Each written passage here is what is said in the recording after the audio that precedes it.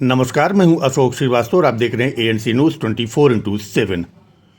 कानून का पालन कराने वाली पुलिस ही जब नियम तोड़ने लगे तो व्यवस्था पर सवाल उठना लाजमी है।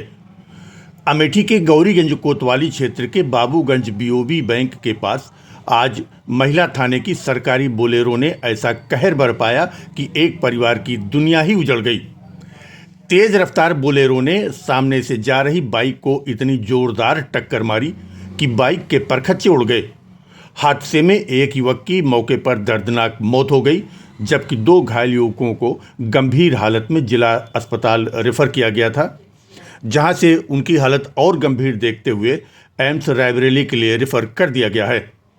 प्रत्यक्षदर्शियों ने बताया कि बोलेरो की स्पीड इतनी तेज थी कि बाइक सवारों को संभालने तक का मौका नहीं मिला।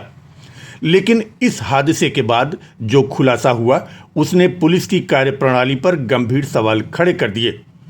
जिस सरकारी बोलेरो से यह जानलेवा दुर्घटना हुई, वही वाहन बिना पॉल्यूशन और बिना इंश्योरेंस के सड़क पर फर्राटा भरता पकड़ा गया।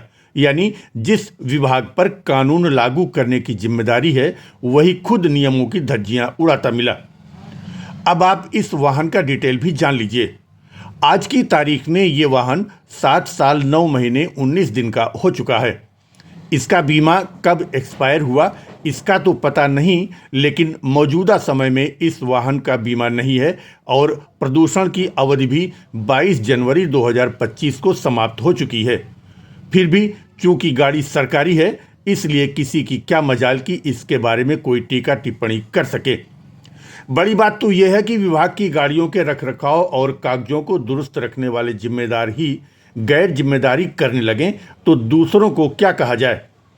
ट्रैफिक पुलिस हो या सिविल पुलिस, दूसरे की गाड़ियों को बिना बीमा और बिना वैध प्रदूषण प्रमाण पत्र के पाती है तो भारी भरकम चालान करती है। लेकिन इस गाड़ी के विरुद्ध किस धारा में चालान होगा भी या नहीं, ये आगे समय बताएगा।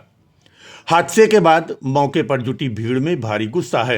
लोगों का कहना है कि अगर यही गलती किसी आम नागरिक से होती तो पल भर में चालान, एफआईआर और गिरफ्तारी तीनों हो जाती। पर जब मामला पुलिस का होता है तो फाइलें अक्सर धूल फेंकती रह जाती हैं। अब ये देखना दिलचस्प होगा कि क्या विभाग अपने ही स्टाफ पर कोई कार्रवाई करने की हिम्मत दिखाएगा या यह मामला भी सरकारी दफ्तरों की चुप्पी में दबकर रह जाएगा।